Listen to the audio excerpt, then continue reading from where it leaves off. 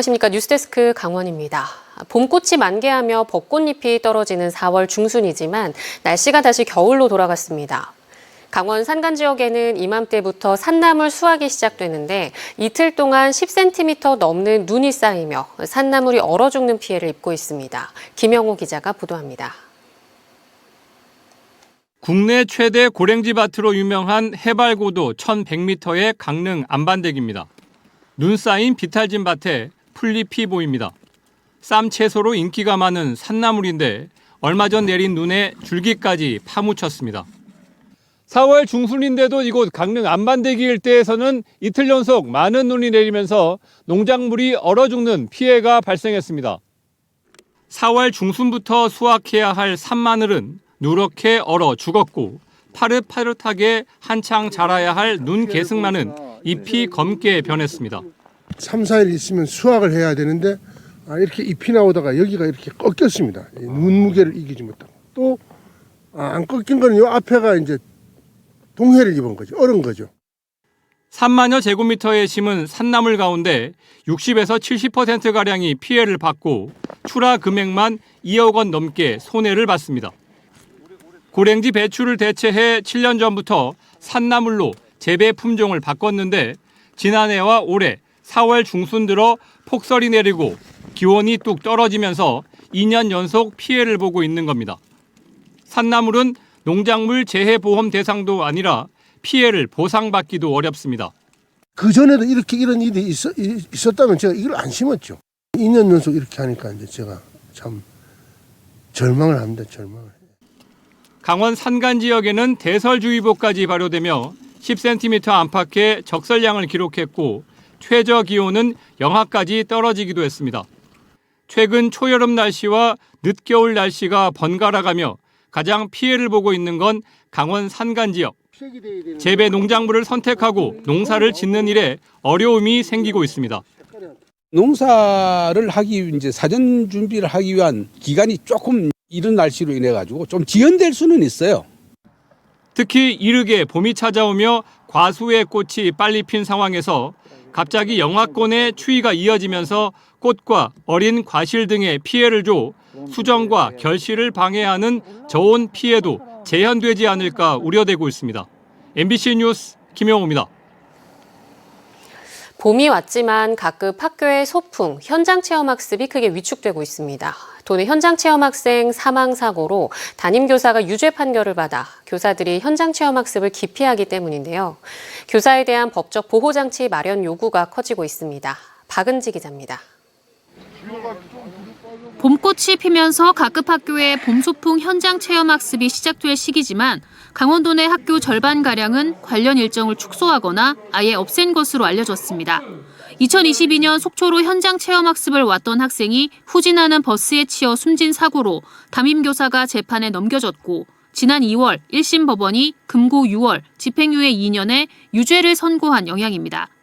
전교조 강원지부가 실시한 현장 체험학습 실태조사에 1,300여 명의 교사가 참여했는데 82.4%가 법적 보호장치가 마련될 때까지 현장 체험학습을 중단해야 한다고 답했습니다. 안전사고 발생에 대한 교사의 법적 책임 우려가 가장 많았고 행정 업무의 과다함, 교육청의 지원 부족 순으로 어려움을 꼽았습니다. 6월부터는 사고 예방과 안전조치 의무를 다한 교사에 대한 면책 내용을 담은 학교안전법 개정안이 시행되지만 교사들의 불안은 여전합니다. 충분하다는 응답은 5.8%에 불과했고 효과가 거의 없다거나 근본적 해소가 어렵다는 응답이 각각 45%를 넘어 대부분 부정적이었습니다. 전교조 강원지부는 세부 지침이 명확하지 않다며 관련 조례를 개정하고 도교육청이 안전 관련 인력을 전체 학교에 직접 지원할 것을 요구하고 있습니다. 소규모 학교, 유치원, 그리고 특수학교와 특수학급 모두 포함해서 지원해야겠고요. 또 예산 지원하는 것만으로 해결되지 않습니다. 강원도 내에 소규모 군소도시 혹은 농촌 지역들은 도교육청은 학교안전법의 세부 시행안이 마련되도록 전국 교육감협의회에 안건을 발의하고 학급당 2명의 인솔 인력을 전체 학교에 지원할 수 있도록 인력풀을 구성하고 있습니다. 예산을 지속적으로 확보해서 유초, 중고, 특 더 많은 학급에 지원할 수 있도록 노력하려고 하고요. 녹색 어머니회나 강원 안전학교 등을 통해서 안전교육을 이수한 인력풀을 확보할 계획입니다. 다만 지원은 과밀학급 우선이라 모든 학교에 적용되기는 쉽지 않아 보입니다. 현장 체험학습이 학생 발달과 성장에 중요한 교육과정이라는 데는 이견이 없지만 현장의 요구와 대책 사이 간극은 여전합니다. MBC 뉴스 박은지입니다. 지난 2월 속초의 한 피부관리 업체에서 대표가 돌연 가게 문을 닫고 잠적하면서 수억 원대의 피해가 발생했습니다. 그런데 이 피부숍 대표는 이미 다른 사기건으로 수사를 받고 있던 것으로 뒤늦게 알려졌습니다. 지난주 첫 재판이 열렸는데 피해자들이 몰려와 소동이 벌어졌고 변호인은 그 자리에서 변호를 포기했습니다. 이하라 기자가 취재했습니다. 춘천지방법원 속초지원 앞 피해자들이 피고인을 향해 고성과 욕설을 쏟아냅니다. 경찰차가 잇따라 도착하고 법원 보안부서에도 비상이 걸렸습니다.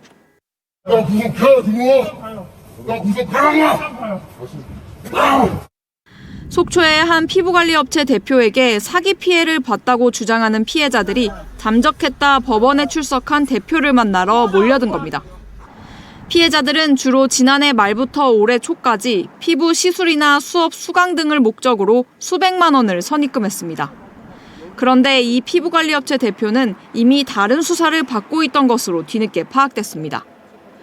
초등학교 동창인 지인에게 2억 원이 넘는 돈을 빌려간 뒤 갚지 않아 2년 전부터 수사를 받고 있었던 겁니다. 원통합니다. 정말 원통합니다. 오늘에서야 이제 법정에서야 겨우 얼굴을 보게 된 상황이거든요. 이 피해자의 고소로 경찰 수사가 시작돼 1년 8개월 만인 올해 2월 사기 등의 혐의로 기소돼 재판에 넘겨졌습니다. 피해자들은 사기 관련 수사가 진행되는 과정에서 대표가 30여 명을 상대로 20억 원의 추가 사기를 쳤다며 불구속 수사가 진행되는 동안 피해가 커졌다고 울분을 토했습니다. 계속 딜레이 되면서 피해자가 계속 생기고 있는데 안 잡아가니까 지금 계속 피해자를 만들고 있는 상황인데 피해가 눈덩이처럼 커지며 변호를 맡았던 변호인이 법정에서 사임하겠다는 뜻을 내비추기도 했습니다. 저 생선 팔아가지고 모은 돈이에요. 여자들이 마사지나 받고 사치나 부리면서 그러니까 그래도 싸다라고 얘기를 하는데 그거 아니에요. 너무 칼질을 많이 해가지고 몸이 삭신이 쑤셔가지고 다녔던 데예요. 그래서 그게 더 억울해요. 경찰 수사 속도에 따라 대표에 대한 재판 병합 여부도 논의될 것으로 예상되는 가운데 당분간 피부쇼 피해에 대한 속초 지역사회 파장은 이어질 것으로 보입니다. MBC 뉴스 이하라입니다. 강원FC가 창단 이후 처음으로 아시아 챔피언스리그 엘리트 진출권을 따냈는데 생각지 못한 복병을 만났습니다. 강릉은 물론 춘천마저 개최 조건이 맞지 않아 강원도가 아닌 다른 지역에서 열릴지도 모를 상황인데요. 준비가 미흡한 건 아닌지 비판이 커지고 있습니다. 이송미 기자입니다. 지난해 K리그1 준우승이라는 역대 최고 성적을 거둔 강원FC. 창단 이래 처음으로 아시아 챔피언스리그 엘리트 진출 기회를 얻었습니다. 그런데 홈 경기장이 문제입니다. 당초 개최지로 예정된 강릉 종합운동장이 공항과의 거리가 200km가 넘고 이동 시간이 150분이 넘는다는 이유로 아시아축구연맹으로부터 개최가 불가능하다는 답변을 받았기 때문입니다. 대체 후보지는 춘천. 후보 경기장으로 거론되고 있는 춘천 송암스포츠 경기장입니다. 하지만 이곳도 아시아 챔피언스 리그를 치르기에는 여건이 부족한 상황입니다. 선수와 관계자들이 묵을 고급 호텔도 없고 천연 잔디로 된 훈련장도 없습니다. 홈 경기를 치를 때마다 지자체가 8천만 원의 지원금을 내야 하는데 추경 예산 편성이 끝난 상황이라 지원금 마련도 쉽지 않습니다. AFC에서 정한 조건 등 시설 미비에 대한 보완책들을 가지고 강원FC와 춘천시 간 실무직 미팅이 필요하다고 판단되어 이번 주 중으로 회의를 하자고. 강원FC는 홈 경기장이 확정되지 않아 죄송하다며 호텔이나 천연 잔디구장이 있는 지자체와 연계해 춘천에서 홈 경기를 여는 방안을 협의 중이라는 입장을 밝혔습니다. 하지만 이미 지난해 진출이 확정됐는데 준비가 미흡한 것 아니냐는 비판도 나오고 있습니다. 작년에 우리가 준우승을 하면서 당연히 이 경기를 치를 수 있다는 거는 예견할 수 있었던 거잖아요. 이 AFC 경기도 우리 쪽에서도 최소한 2경기 정도는 하겠다라는 의사를 표명했음에도 불구하고 팬들도 강하게 반발하고 있습니다. 강원도에서 최초로 개최할 수 있는 홈 경기를 지금 강원도 외쪽에서 한다는 건 참, 게다가 주중 경기다 보니까 강원도에서 해야지 많은 분들도 같이 함께 할 수 있잖아요. 구단 사상 첫 아시아 무대 진출권을 따놓고 홈 경기를 다른 지역에서 치르게 되는 건 아닌지 팬들의 원성이 커지고 있습니다. MBC 뉴스 이송미입니다. 김진태 강원도지사가 6월 3일 대통령 선거 불출마를 선언하며 도정에 집중하겠다는 입장을 밝혔습니다. 김 지사는 오늘 기자간담회에서 나가지 말라는 주변의 조언도 있고 저도 강원도를 지키겠다며 대선 출마 여부에 선을 그었습니다. 대신 김 지사는 강원 대선 공약 추진단을 구성해 곧바로 가동하기로 했습니다. 더불어민주당 이광재 전 강원도지사도 대통령 후보 경선에 출마하지 않겠다는 뜻을 내비쳤습니다. 이 전 지사는 대선 승리와 내란 종식을 위해 제 모든 것을 바치겠다며 압도적 승리로 내란 세력을 단호히 심판해야 한다고 덧붙였습니다. 6월 3일 조기 대선을 앞두고 강원랜드 사장 공모 절차가 시작되자 태백 지역 시민단체가 우려를 나타냈습니다. 태백 시민행동은 오늘 성명서를 통해 윤석열 정부 1년 6개월이 넘도록 강원랜드 사장 선임을 방치하다가 조기 대선을 앞두고 사장 선임을 밀어붙이고 있는 상황에 대해 이해할 수 없다고 밝혔습니다. 또 혼란한 정치 상황을 이용해 강원랜드 사장 알박기에 나선 게 아닌가 하는 의심까지 하게 된다며 강원랜드 취임 반대 서명을 포함한 모든 활동을 펼치겠다고 덧붙였습니다. 고성군수와 직원들이 내일까지 이틀간 해양수산부와 국토교통부, 환경부, 행정안전부 등 중앙부처를 차례로 방문해 국비 확보에 나섭니다.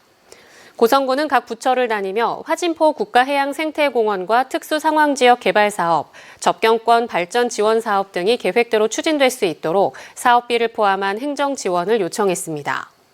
고성군이 추진하는 주요 사업으로는 화진포 국가해양생태공원에 1,286억 원, 해양심층수 관련 시설 800억 원, 설악산 국립공원 법정 탐방로 조성 50억 원, 특수상황 지역 개발 사업과 접경권 발전 지원 사업 657억 원 등이 소요될 것으로 예상하고 있습니다. 강릉시가 집중호우와 태풍 발생 시 상습 침수가 발생하는 주문진읍 교항리, 이밤동, 송정동 일대에 침수 예방과 오우수 분류화 사업을 시행합니다.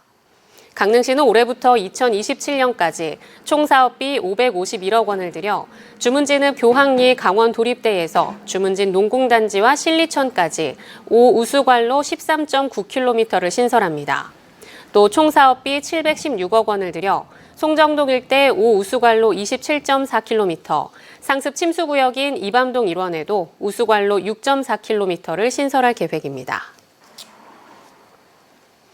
속초 지역 환경단체가 조속한 영랑호 부교 철거를 재차 촉구했습니다.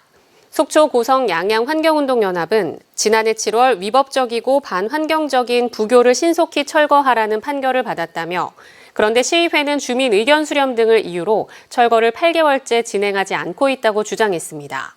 또 최근 행정안전부로부터 받은 유권해서 결과에 따르면 시의회 승인 없이도 예산 편성 등 나머지 절차를 진행할 수 있다고 강조했습니다. 삼척 앞바다 인근에서 30대 남성이 실종돼 해경이 수색에 나섰습니다. 동해해양경찰서는 어제 오전 8시쯤 경찰로부터 30대 남성과 연락되지 않는다는 신고를 전달받고 수색에 나서 삼척 5분 해변 인근에서 이 남성의 차량을 발견했지만 아직까지 실종자는 찾지 못했다고 밝혔습니다. 이에 따라 해경은 육군, 해군 등과 함께 경비함정과 연안 구조정을 동원해 해안가와 해상을 수색하고 있습니다. 강원 뉴스 마칩니다. 시청해주신 여러분 고맙습니다.